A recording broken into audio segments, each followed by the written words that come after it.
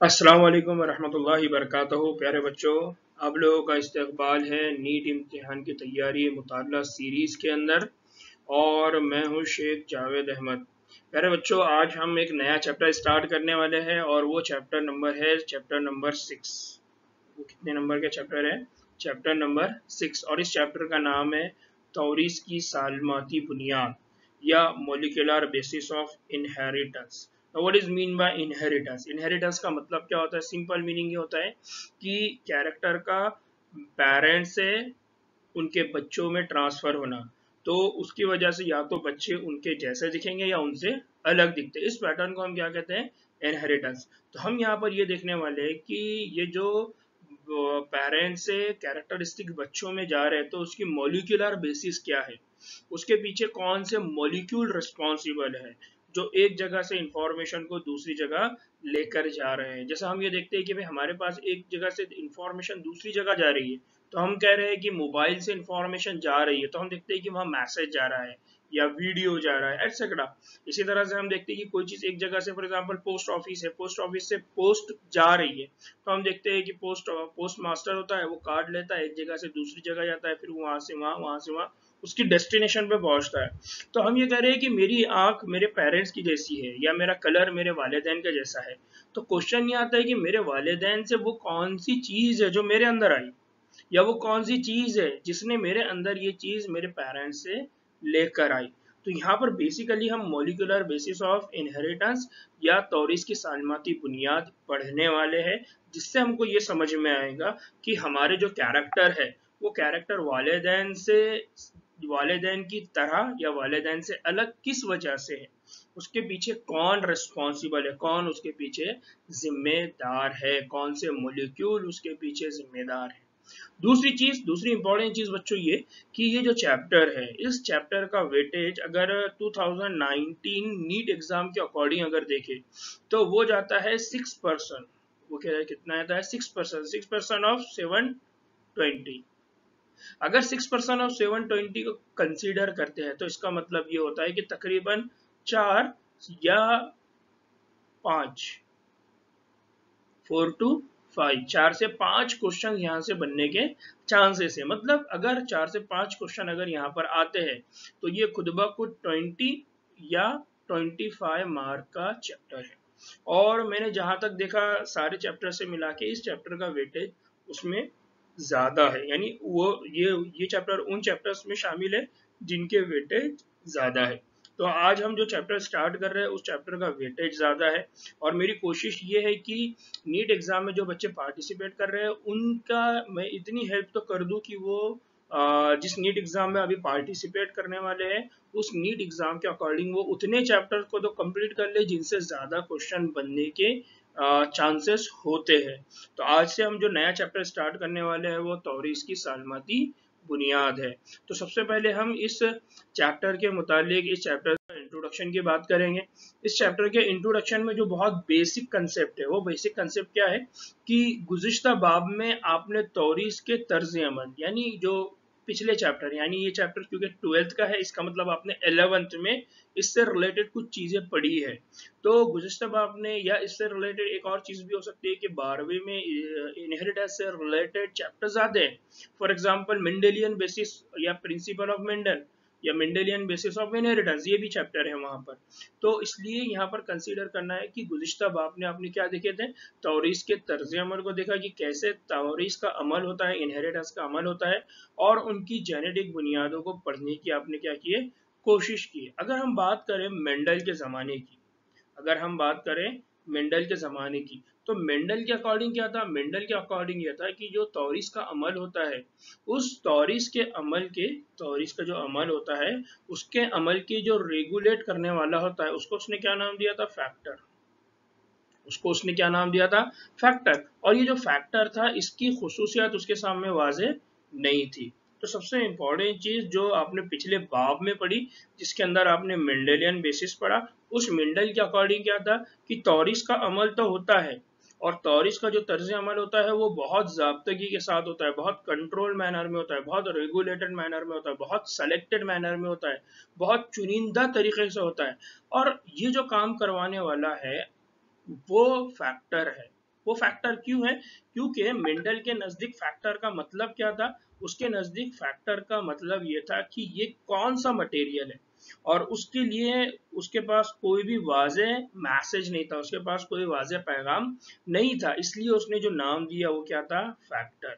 क्या नाम दिया था उसने? फैक्टर। क्योंकि उसको मालूम नहीं था कि ये काम हो तो रहा है, लेकिन ये किसकी वजह से हो रहा है, कौन रिस्पॉन्सिबल है पेरेंट्स से बच्चों में इंफॉर्मेशन ले जाने के लिए, पेरेंट्स से कैरेक्टरिस्टिक्स बच्चों में ले जाने के लिए।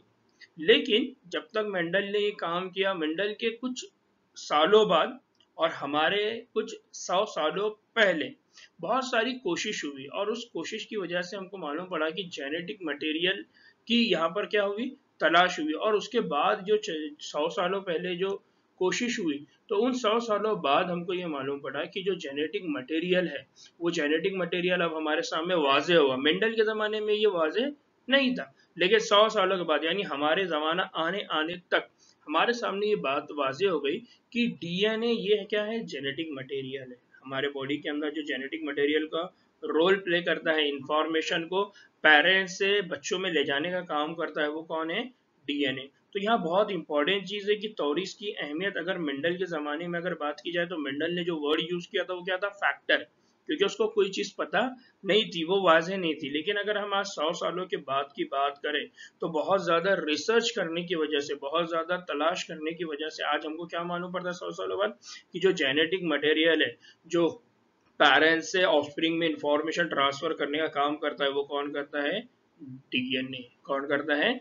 डीएनए। इसी तरह से ये जो डीएनए है, इस डीएनए का लॉन्ग फॉर्म क्या है? Deoxy ribo nucleic acid. क्या नाम है इसका? Deoxy ribo nucleic acid. और ये बहुत सारे उज़ुओं में हमको देखने को मिलता है ना। बच्चों, अगर आप 11वीं जमात में जब जाएंगे, जो बच्चे 11वीं जमात में जाने वाले हैं, या जो बच्चों ने 11वीं कंप्लीट कर लिया, तो उनको मालूम होगा कि आपने वहां पर न्यूक्लिक एसिड की स्टडी की है। आपने वहां पर आपने किसकी स्टडी की है? Nucleic acid. न्यूक्लिक एसिड मतलब ऐसा मटेरियल जो न्यूक्लियस में होता है, और ऐसा मटेरियल जिसके पास क्या होता है? Negative charge. उसको आप क्या बोलते हैं? Nucleic acid. क्या बोलते हैं आप उसको? Nucleic acid. एक तो उसके पास निगेटिव चार्ज है, दूसरा वो कहाँ पर मौजूद था? न्यूक्लियस, इसलिए आप उसको बोलते हैं न्यूक्लिक एसिड। फिर आपने पढ़ा होगा कि जो न्यूक्लिक एसिड है, इनके अंदर क्या होते हैं? इनके अंदर होते हैं न्यूक्लियोटाइड। क्या होते हैं इनके अंदर? न्यूक्लियोटाइड्स। न्यूक्लियोटाइड मतलब ये बेसिक इकाई है। ये क्या है? बेसिक इकाई है, ये यूनिट है किसकी? न्यूक्लिक एसिड की। न्यूक्लिक एसिड की ये क्या है? यूनिट है। तो जब बहुत सारे न्यूक्लियोटाइड मिलते हैं, तो वो क्या बनाते हैं? पॉलीमर्स। क्या बनाते हैं वो? न्यूक्लियोटाइड के पॉलीमर। और न्यूक्लियोटाइड के पॉलीमर्स जब बनते हैं, तो उसकी वजह से हमारे पास बनता है डीएनए। न्यूक्लिक एसिड के कई सारे जब पॉलीमर बनेंगे, तो वो पॉलीमर बनने की वजह से हमारे पास क्या बनेगा? हमारे पास बनेगा डीएनए, और हमारे पास बनेगा आरएनए। तो ये बहुत बेसिक इंट्रोडक्टरी चीज है, इसको याद रखना है आप लोगों को कि हमारे बॉडी के अंदर DNA as a genetic material, DNA genetic material का रोल प्ले करता है। और जब इसकी स्टडी की गई, तो इसकी स्टडी करने के बाद मालूम पड़ा, उसको नाम दिया गया न्यूक्लिक एसिड। और उसकी जो बेसिक यूनिट्स है वो क्या है? न्यूक्लियोटाइड्स। और ये न्यूक्लियोटाइड्स क्या करते हैं?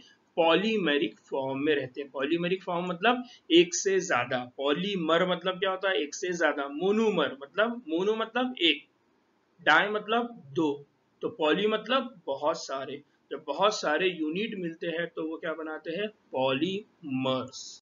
ना बच्चों, हमारे बॉडी के अंदर दो तरह के पॉलीमर है। एक पॉलीमर वो है जिसको कहा जाता है डीऑक्सी राइबो न्यूक्लिक एसिड, यानी उसको क्या कहते हैं हम? डीएनए।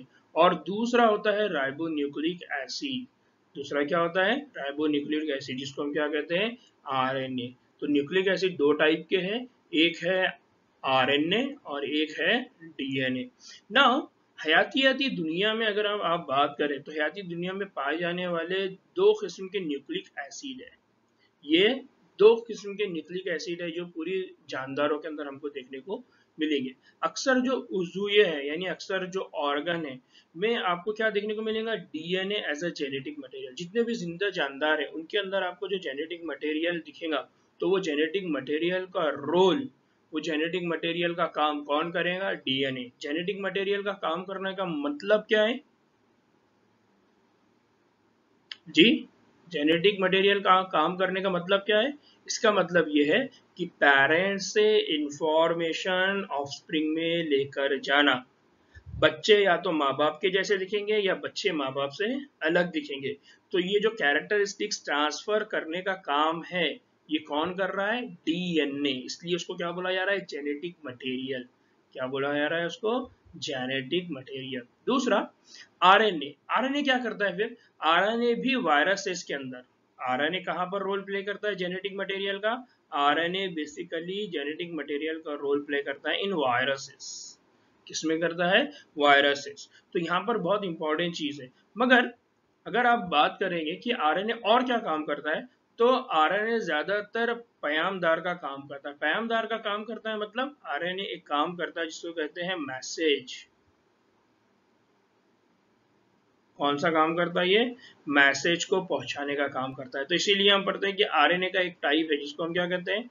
एमआरएनए। क्या कहते हैं उसको? एमआरएनए, यानी मैसेंजर आरएनए, यानी आरएनए इंफॉर्मेशन को ट्रांसफर करता है। कहां से कहां करता है तो हम आगे देखेंगे चल के इस चैप्टर के अंदर कि न्यूक्लियस है, न्यूक्लियस के अंदर डीएनए है, डीएनए से बनेगा आरएनए, और वो आरएनए इंफॉर्मेशन लेके साइटोप्लाज्म में आएगा, जिसकी वजह से हमको क्या मिलेगा? प्रोटीन। तो बेसिकली ये आरएनए मैसेंजर का रोल प्ले करता है। ठीक है, तो हम इसको और आगे डिटेल में पढ़ेंगे। फिर आरएनए के अंदर बहुत से इजाफी काम और क्या है, तो ये अडॉप्टर का रोल प्ले करता है। अडॉप्टर का मतलब क्या होता है? जो अडॉप्ट करता है और किसी और चीज को काम करने में क्या करता है? हेल्प करता है। फिर ये महसूली साख्त है, यानी वही अगेन, किसी को पकड़ के लाना है, किसी को एक जगह से दूसरी जगह लेकर जाना है, किसी से काम करवा के लेना है। जैसा हम बोलते हैं ना, महसूल यानी हासिल करना, हुसूल करना। तो हासिल करने में, हुसूल करने में या तो हासिल कराया भी जा सकता है यानी किसी और के थ्रू, या खुद भी किया जा सकता है। तो यहाँ पर ये क्या करता है? दूसरे को उस काम पे लगाता है। इसी तरह से कुछ हालात में, यानी कुछ ऐसे कंडीशंस भी है जहां पर वो कैटालिटिक रोल प्ले करता है। कैटालिटिक रोल का मतलब क्या है? कभी कभार एंजाइम का रोल भी ये क्या करता है? प्ले करता है। तो आरएनए एज अ एंजाइम, तो जब RNA as a enzyme role play करता है तो इनको कहा जाता है राइबोजाइम। क्या कहा जाता है इनको? राइबोजाइम। आप डिटेल में और आगे इसको पढ़ेंगे। तो सिर्फ बेसिक कंसेप्ट क्या क्या याद रखना है कि आरएनए जो है ये वायरसेस के अंदर जेनेटिक मटेरियल है। आरएनए ये मैसेंजर का रोल प्ले करता है। आरएनए ये कुछ जगह पर एंजाइम्स का भी रोल प्ले करता है। ये बहुत इंपॉर्टेंट है, एग्जाम में यहाँ से क्वेश्चन पूछे जा सकते हैं। नाउ बच्चों, यहाँ हम और बात कर रहे हैं कि 11वीं जमात में आपने न्यूक्लियोटाइड की साख्त, यानी न्यूक्लियोटाइड कैसे बने होते हैं, तो उसकी साख्त आपने पढ़ी होगी, या किसी तरह ये मोनोमर इकाइयां जुड़कर न्यूक्लिक एसिड पॉलीमर्स बनाती है। तो 11वीं में जो बच्चे जाएंगे वो ये चीज पढ़ेंगे, और जो 11वीं ऑलरेडी पास कर चुके हैं उनको मालूम होगा कि आपने वहाँ न्यूक्लियोटाइड कैसा बनते हैं। तो आपने पढ़ा होगा कि वहाँ पर नाइट्रोजन बेस होते हैं, फिर वहाँ पर पेंटोस शुगर होती है, फिर वहाँ फॉस्फेट होता है। ये तीनों मिलकर एक न्यूक्लियोटाइड बनाते हैं। कई सारे न्यूक्लियोटाइड, न्यूक्लियोटाइड मतलब प्यूरिन एंड pyrimidine, तो एटीजी है ना, ये आपने पूरा वहां पर पढ़ा होगा। फिर इस इकाई में डीएनए की साख्त, डीएनए की साख्त तो आपने बेसिक डीएनए की साख्त के मामले में भी पढ़ा होगा। तो अब इस इकाई में हम क्या पढ़ने वाले हैं? अब हम इस इकाई में डीएनए से रिलेटेड सारी इंफॉर्मेशन पढ़ने वाले हैं। आपने इससे पहले चैप्टर में न्यूक्लियोटाइड्स की स्टडी की होगी और उस न्यूक्लियोटाइड से बनने वाले पॉलीमर्स की बात की होगी। जब पॉलीमर बनता है तो क्या बनता है? या तो डीएनए बनेगा या तो आरएनए बनेगा। तो यहाँ पर यही बात की जा रही है कि इस इकाई के अंदर, इस चैप्टर के अंदर, इस इकाई के अंदर मतलब इस बाब के अंदर, इस चैप्टर के अंदर, इस चैप्टर के अंदर आप क्या पढ़ने वाले हैं? डीएनए की साख्त। आप डीएनए के स्ट्रक्चर के मामले में स्टडी करने वाले कि डीएनए का जो स्ट्रक्चर होता है वो डबल स्ट्रैंडेड होता है, इसमें न्यूक्लियोटाइड्स होते हैं, इन न्यूक्लियोटाइड के बीच में कौन सा बॉन्ड होता है, कैसे वो जुड़े होते हैं, ये सारी चीजें हम आगे देखने वाले हैं। फिर हम इसमें क्या देखने वाले? इसके रेप्लिकेशन। यहाँ पर हम क्या पढ़ने वाले? इसका रेप्लिकेशन, यानी ये डीएनए है, डीएनए के अंदर रेप्लिकेशन कैसा होता है? रेप्लिकेशन का मतलब क्या होता है? रेप्लिकेशन का मतलब होता है कॉपी।